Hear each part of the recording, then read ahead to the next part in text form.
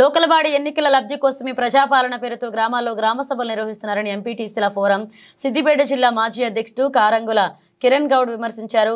శుక్రవారం జగదేవపూర్ మండల కేంద్రంలో ఏర్పాటు చేసిన మీడియా సమావేశంలో ఆయన మాట్లాడారు.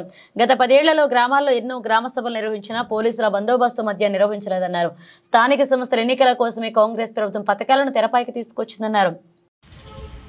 అందరికీ నమస్కారం.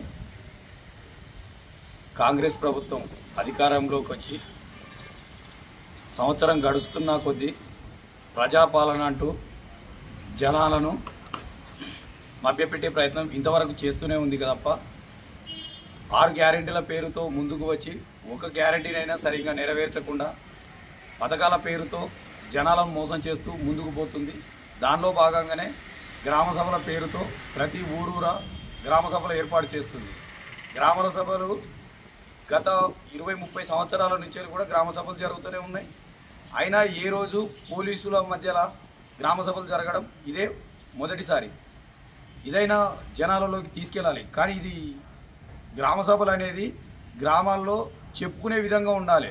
కానీ ఏకపక్షంగా గ్రామ సభలు జరుగుతుండడంతో టీఆర్ఎస్ పార్టీకి సంబంధించిన కొందరు ప్రశ్నిస్తే వీళ్ళపై దాడులు చేస్తున్నారన్న ఉద్దేశంతో కానీ వీళ్ళను కొంతమందిపై కేసులు పెట్టడం జరుగుతుంది.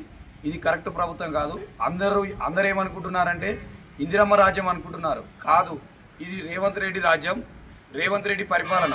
ఇది కాంగ్రెస్ పార్టీకి సంబంధించింది కాదు. ఇందిరమ్మ రాజ్యం అనే పాతకాలం ముచ్చట్లు చెప్పి జనాలకు పోదామని చూస్తున్నారు తప్ప రేవంత్ రెడ్డి తన స్వలాభం కోసం జరుగుతున్న గ్రామ సభలు తప్ప ఎవరికి ఒరిగింది ఏముండదు. గ్రామానికి నియోజకవర్గానికి 3500 ఇండ్లు ఇస్తానన్న రేవంత్ రెడ్డి ఇప్పుడు ఒక్కొక్క గ్రామంలో 100, 150, 500 అప్లికేషన్స్ వస్తే వీళ్ళందరికీ ఏ విధంగా ఇండ్లు ఇస్తాడు? ఈ ప్రశ్నకు సమాధానం రేవంత్ రెడ్డి చెప్తారా, ఉన్న అధికారులు చెప్తారా? ఆలోచించుకోవాలి. అతి త్వరలో ఇది ఓన్లీ ఎలక్షన్లు, లోకల్ బాడీ ఎలక్షన్ల కోసమే ఇది ఒక స్టంటు. రేవంత్ రెడ్డి సంవత్సరం నుంచి గడిపేది అదే, ఇప్పుడు చేసేది కూడా అదే. ఓట్ల కోసం తప్ప జనాలకు ఒరగేది ఏం లేదు. దయచేసి ప్రతి ఒక్కరూ అర్థం చేసుకోవాలి. జై తెలంగాణ.